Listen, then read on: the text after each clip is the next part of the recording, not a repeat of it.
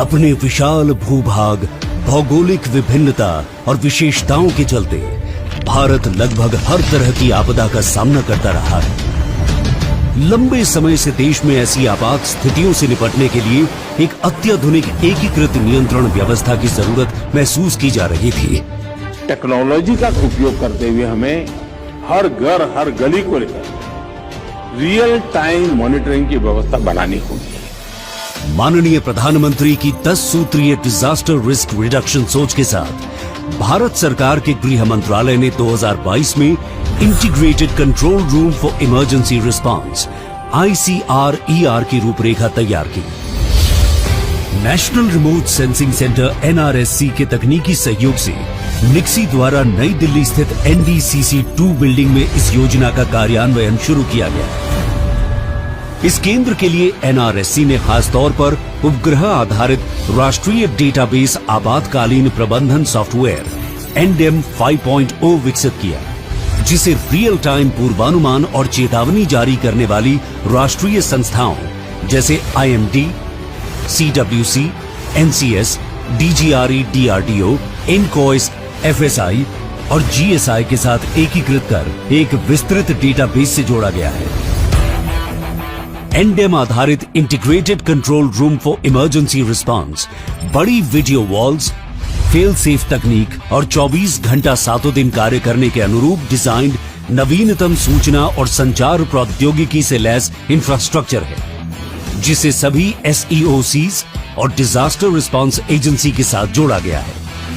इस control room का संचालन एक DIG रैंक के अधिकारी के अधीन केंद्रीय अर्धसैनिक बलों से चुने गए प्रशिक्षित अधिकारियों और कार्मिकों द्वारा IMD, CWC और इसरो के वैज्ञानिकों की देखरेख में किया जा रहा है।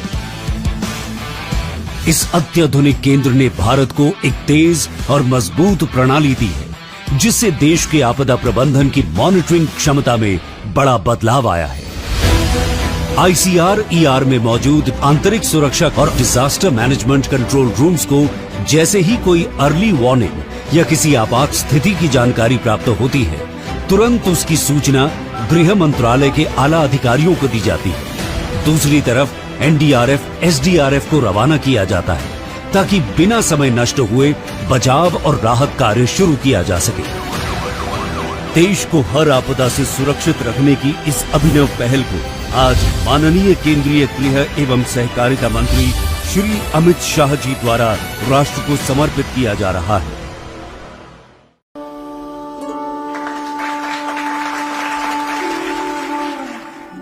असम भारत में सबसे अधिक बाढ़ प्रभावित राज्यों में से एक है, जिसके लिए निरंतर निगरानी और समय पर कार्रवाई की आवश्यकता है।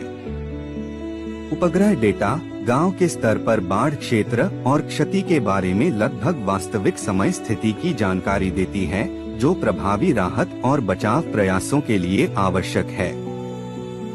राष्ट्रीय सुदूर संवेदन केंद्र NRSC इसरो ने NDMA के अनुरोध पर 1998 से 2023 की उपग्रह इमेजरी का उपयोग करके असम के लिए बाढ़ जोखिम क्षेत्रीकरण एटलस तैयार किया है। यह एटलस NRSC से भूस्थानिक डेटा और CWC से नदी जल स्तर की जानकारी को समेकित करता है।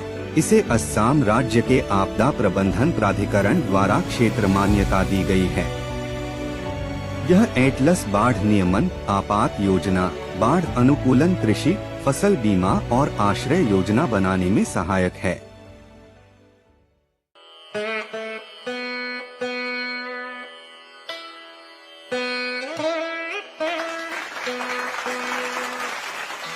इसरो का राष्ट्रीय आपातकालीन प्रबंधन डेटाबेस NDM भारत में आपदा तैयारी और प्रतिक्रिया क्षमताओं को बढ़ाने के लिए एक अत्याधुनिक जियो प्लेटफॉर्म है। NDM ICRER के लिए आपदा रिकवरी साइट के रूप में कार्य करता है। NDM लाइट देश में आपदाओं का व्यापक दृश्य प्रदान करता है। यह आपातकालीन परिस्थितियों के दौरान महत्वपूर्ण जानकारी प्रदान करने के लिए वास्तविक समय में अंतरिक्ष आधारित डेटा, पूर्वानुमान सेवाओं और बहुस्तरीय डेटाबेस को समेकित करता है। आपदाओं के दौरान निर्णय लेने में DSS टूल्स जैसे IDRN, निकटता और मार्ग विश्लेषण सहायक होते हैं। NDEM लाइट आपदा प्रतिक्रिया टीमों को आपस में जुड़े रहने, संसूचित रहने और शीघ्रता से कार्रवाई करने हेतु तैयार रहने के लिए निर्मित किया गया है। ये एंड्रॉइड और iOS दोनों पर उपलब्ध है। Subscribe the Sacrifice YouTube channel and push the bell icon for latest updates.